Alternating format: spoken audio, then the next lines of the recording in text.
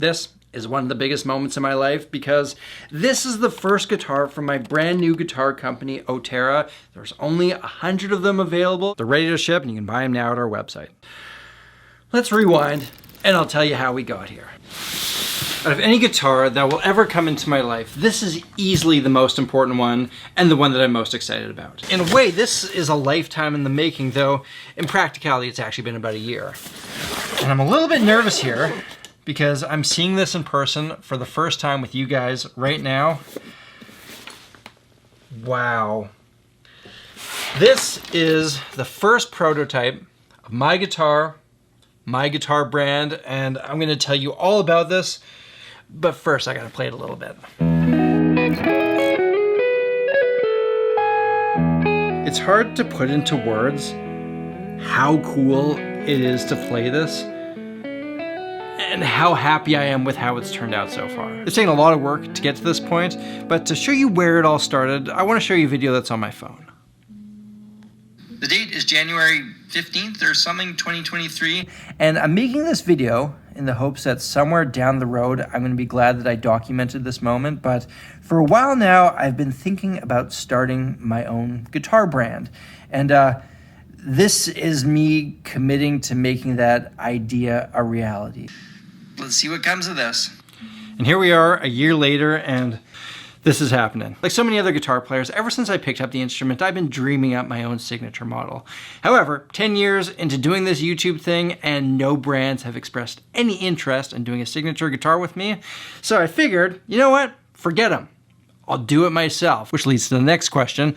How the f do you start a guitar company? Whenever I have these kind of ideas, I message my dear friend, fellow YouTuber, an absolute real one, Sean Daniel. And the thing about Sean is, he's always got a guy for everything. Oh, dude, I got you. My man Tracy, he pretty much specializes in starting and running guitar companies. Enter Tracy Heft, who's a bit of a guru in the guitar manufacturing world, having worked in just about every layer of it, even running and founding his own company. He's interested in working together. After some emails and calls, he tells me there's two things that he needs from me. One, I gotta come up with a concept for the guitar itself, and then flesh out the vision for the greater guitar brand. And having dreamed about this for years, I had a general idea of what I wanted the guitar to be like. From there, it was just a matter of bringing a picture of a Telecaster into Adobe Illustrator and messing around with it until it was a completely new thing. This is what I came up with, and this is the concept photo that we used for months. I came up with the brand name Otera early on. It's the Japanese word for temple, but also it's part of my last name. And then these Japanese characters here mean guitar. But as far as some of the bigger brand questions went, that took a little bit more figuring out. I knew that I wanted it to be affordable, but at the same time, I wanted it to be a professional instrument, something that I could happily play every night. I also knew at this stage in the game, I don't want to open a factory or outright manufacture like 1,000 of these that are going to sit in my basement as I try to sell them. I still have no idea how this whole thing is going to do, and I didn't want to gamble my life savings on it. As of now, the plan still is to do a limited initial run and just see how this whole thing goes. So I took the picture and the vision to Tracy, and this is what he said. There are a bunch of avenues that we can go down distribution-wise, but when you come down to NAMM, I want to make sure that I introduce you to June from Court Guitars. They're making some great product in that factory, and I think that's the perfect fit for what you want to do. Tracy and I met with June, and he agreed to hop on our wild ride, and with that, the guitars would be built by Cortec Manufacturing. Tracy got his guys to turn my crude diagram into an actual guitar blueprint, and my task was to spec out the guitar as best I could, top to bottom, and what this consisted of was really just filling out an Excel file. I did a whole bunch of measurements of my favorite guitar to give the factory an idea of what kind of feel I was looking for, as well as going online window shopping for guitar parts that I wanted to go on this. There was a fair bit of back and forth in this process, figuring out what was available, what wasn't, what additional measurements I needed to do, but eventually we finalized the details and sent them off. Some more time goes by, and then I wake up to an email from Tracy that says, check it out, the samples are almost done. Here are some pictures. They're just putting them together and waiting for some final parts. They should be coming to you very soon. And here we are. Now, I was warned in advance that there was about 0% chance that this would be the final product. There's always tweaks that happen at this stage in development, but why don't we sit down and go over the guitar itself?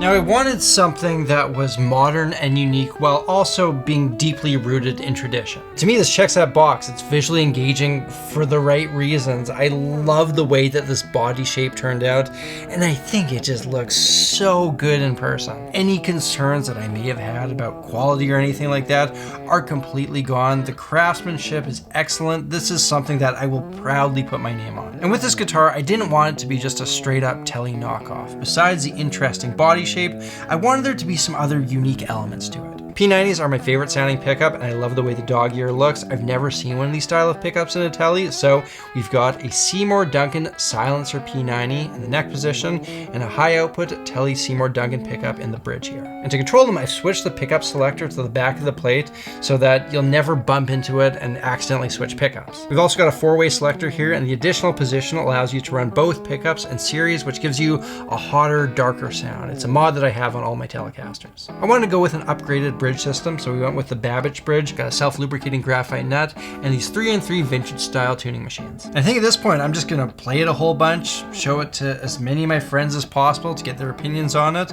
and then we'll check back in a little bit and figure out what's working, what's not, what needs to change for the final prototype. Wow, that's cool. The color's rad. Right? You don't see this kind of shape as part of like a signature guitar. I'm not a big fan of the headstock, but I love everything else. The initial reaction to the guitar has been overwhelmingly positive. However, the more I played it, the more I discussed it, I discovered some things that needed to change. And so that's why it's been, 8 months since my last diary entry here.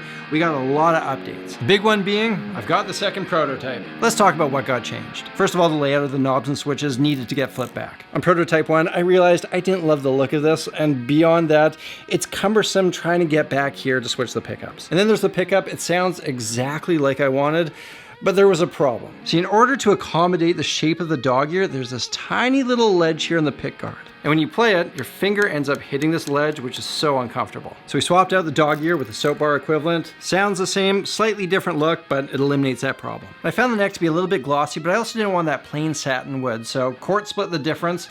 We got something in between, and I'm really happy with how that turned out. And then the biggest change, we did a lot of work redesigning the headstock. First of all, I didn't love how big and clunky this was. Visually, this is much more appealing, and it makes sense with the entire body design. And we angled the new headstock back because I don't love this large gap between the strings and the wood here. Another problem we had to rectify was, you see the angle of the G and D string coming across the nut here? That's not great for tuning stability. With the new headstock, everything goes almost straight to the tuning machine. The Babbage bridge got swapped out with a typical Tele bridge. The reason for this was strictly playability. Where the string crosses over the saddle on the Babbage bridge, you can't really access that with your palm, which makes palm muting pretty weird. This one makes more sense. And I love the Cherry Blossom, but it feels a little too personal to me. When somebody buys one of these guitars, I want them to feel like it's as much their guitar as it is mine. So while I'm sure some people will love the Cherry Blossom, I think removing it was the right move. However, I think we might have a workaround here that makes everyone happy.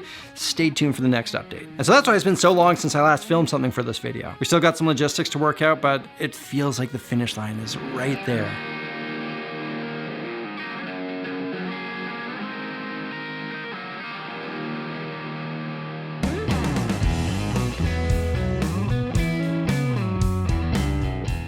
September 2025, and I think this is it. I think this is our final journal entry because boom, this is it. This is the finished guitar. I gotta say, going into this, I had high expectations, but they were far surpassed. I've been playing this for a while, and I'm just so happy with how this turned out. There are only 2 minor changes that ended up happening between this and the last prototype.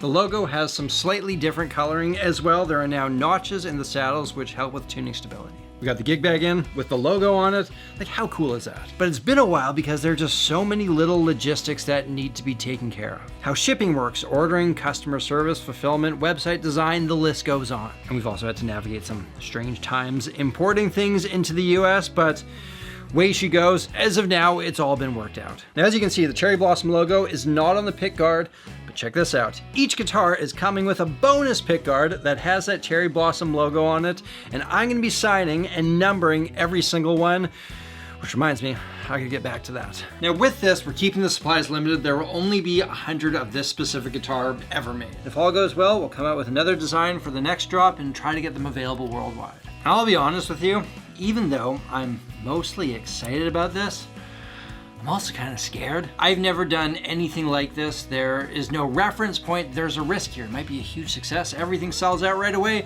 or I might have to foot the cost of a whole bunch of guitars. But I care about this guitar so much. I care about it being a quality instrument, about people liking it, about it being unique, about somebody buying it and feeling as connected to it as I do. I believe in this. You only get so many chances in life to go for it, and you gotta take them when you can.